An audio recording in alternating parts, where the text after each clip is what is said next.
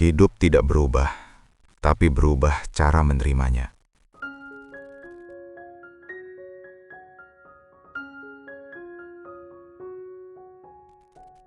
Ada hari-hari ketika kita bangun pagi dan dunia terasa sama saja. Masalahnya belum pergi, rasa lelahnya masih tinggal, dan harapan rasanya semakin pelan terdengar. Kamu sudah mencoba bertahan, sudah mencoba berpikir positif, sudah mencoba kuat, tapi hidup seperti tidak memberi ruang bernafas. Mungkin yang membuat lelah bukan hanya masalahnya, tapi kenyataan bahwa hidup tidak berjalan seperti yang kita bayangkan. Dan hari ini, kalau kamu sedang duduk di titik itu, lelah, kecewa, dan diam, kita tidak akan membahas cara menjadi lebih hebat. Kita hanya akan duduk bersama, di ruang yang sunyi, dan belajar menerima kenyataan, pelan-pelan. Sejak kecil, kita diajari satu hal. Kalau berusaha, hidup akan membalas dengan adil. Kalau sabar, akan ada hasil. Kalau baik, akan diperlakukan baik. Kalau kuat, akan sampai tujuan. Tapi hidup ternyata tidak selalu mengikuti rumus itu. Ada orang yang sudah berusaha sekuat tenaga, tapi tetap gagal. Ada yang menjaga dengan penuh cinta, tapi tetap kehilangan. Ada yang berdoa dalam diam, tapi kenyataan tetap pahit. Dan di titik itu, kita mulai bertanya, apa yang salah dengan diriku? Padahal seringkali, yang terjadi bukan karena kita kurang, tapi karena hidup memang tidak selalu bisa kita kendalikan. Menerima kenyataan bukan berarti kita setuju dengan rasa sakit.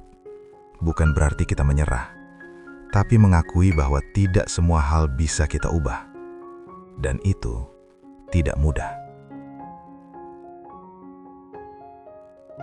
Yang paling menyiksa dari kenyataan pahit bukan hanya kejadiannya, tapi rasa bersalah yang tumbuh setelahnya. Kamu kurang berjuang. Kamu harusnya bisa lebih kuat. Kamu gagal karena kamu lemah. Kita menjadi hakim paling kejam bagi diri sendiri. Padahal tidak semua kehilangan adalah akibat kesalahan. Tidak semua kegagalan adalah bukti ketidakmampuan, dan tidak semua hal buruk terjadi karena kita lalai. Ada hal-hal yang memang terjadi, meski kita sudah berusaha sebaik yang kita bisa. Menerima kenyataan sering terasa seperti mengaku kalah. Padahal sebenarnya, itu adalah bentuk kejujuran paling dalam terhadap diri sendiri. Mengakui bahwa kita lelah, bahwa kita sedih, bahwa kita tidak sanggup mengendalikan segalanya. Dan tidak apa-apa. Ada perbedaan besar antara menyerah dan berdamai. Menyerah membuat kita membenci hidup. Berdamai membuat kita berhenti membenci diri sendiri. Menerima kenyataan bukan berarti berhenti berharap, tapi berhenti memaksa hidup mengikuti keinginan kita. Kadang hidup tidak berubah. Masalahnya tetap ada, keadaannya masih sama.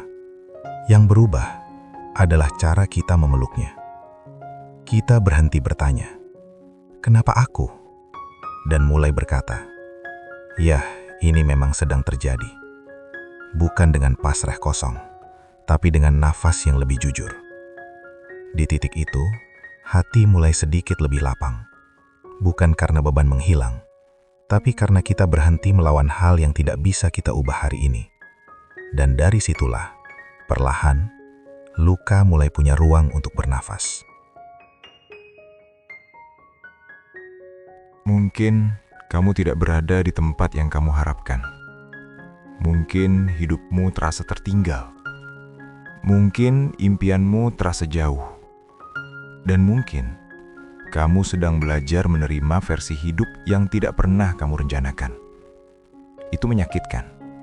Dan kamu tidak berlebihan karena merasakannya. Menerima kenyataan juga berarti menerima diri yang tidak selalu kuat, tidak selalu tahu arah, tidak selalu baik-baik saja. Kamu tidak gagal hanya karena hidupmu berbeda dari orang lain. Kamu tidak tertinggal hanya karena jalannya lebih lambat. Dan kamu tidak rusak hanya karena sedang lelah. Kadang, bertahan saja sudah merupakan bentuk keberanian. Di dunia yang terus bergerak, berhenti sering dianggap kelemahan. Padahal, berhenti sejenak adalah cara tubuh dan jiwa menyelamatkan diri. Tidak semua hari harus produktif. Tidak semua luka harus segera sembuh. Tidak semua jawaban harus ditemukan sekarang.